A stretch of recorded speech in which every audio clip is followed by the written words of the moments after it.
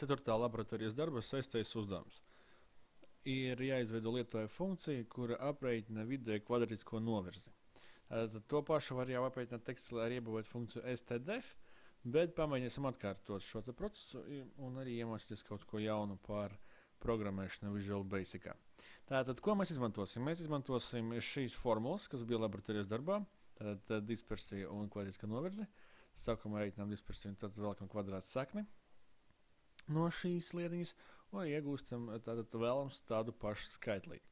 Tātad, ar ko sāksim? Sāksim ar Alt F11, lai atvērtu Visual Basic editoru logu.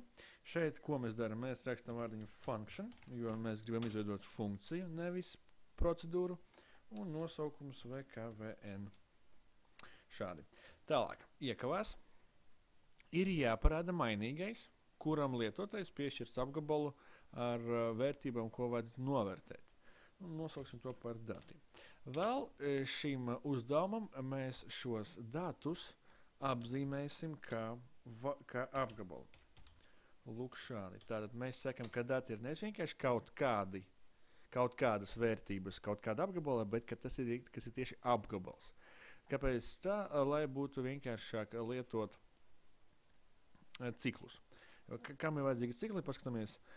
Šai formulai mums vajag katru vērtību, kas ir apgabalā. Katru vērtību, kas ir apgabalā, tā ir jāatņem vidējā, jāatņem kvadrātā un tā tālāk. Ir jādarbojas ar katru vērtību, kas ir apgabalā, ko iezīmē lietotājs.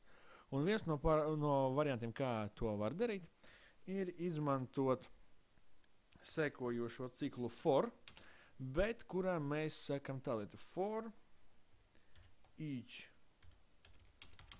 C ir mainīgais, ko es pats esmu izdomājis priekš savis, in dati cels. Next. Tātad, ko es pasaku ar šo rindiņu? Es pasaku, ka ir kaut kāds mainīgais C, kurš katru brīdi būs kāda no šūnām. Tātad ideja ir tāda, ka mēs skriesim pāri visām šūnām, kas ir apgabalā dati, un tad mēģināsim ar katru no šīm šūnām kaut ko darīt. Un ko mēs tad mēģināsim darīt? Mēs darīsim kaut ko šādu. Summa ir vienāda summa plus C valē. Tātad C šūnas vērtība minus vidējā vērtība no visiem datiem. Kā to var iegūt? Ir funkcija average, un mēs zinām, ka šāda funkcija eksistē Excelī iekšā. Lai šo funkciju lietotu Visual Basicā, var izmantot lūk šādu ierakstu. Application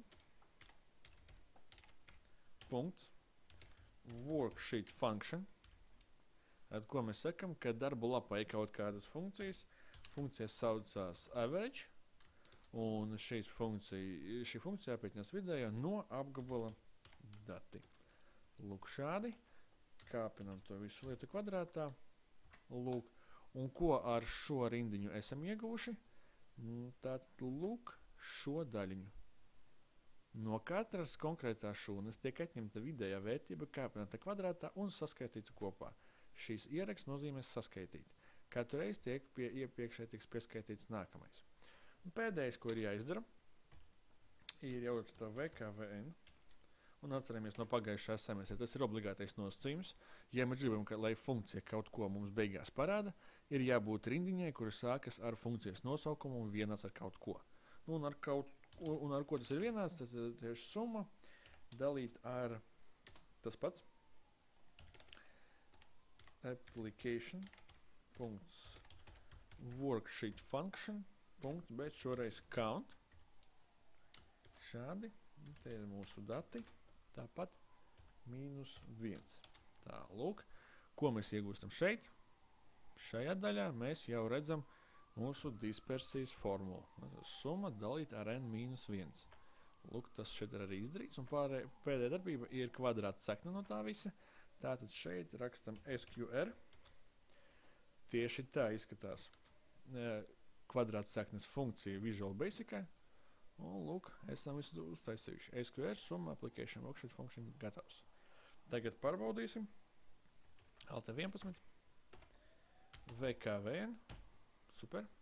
Iezīmēm apgabalu, kur gribam novērtēt. Fantastiski. Enter. Mums sanāk pilnīgi tas pats skaitlis. Esam ieguvuši to funkciju, kas mums ir vajadzīga. Tad, lūk, šādi var izpildīt šo te uzdevumu, izmantojot lietotāju funkcijas.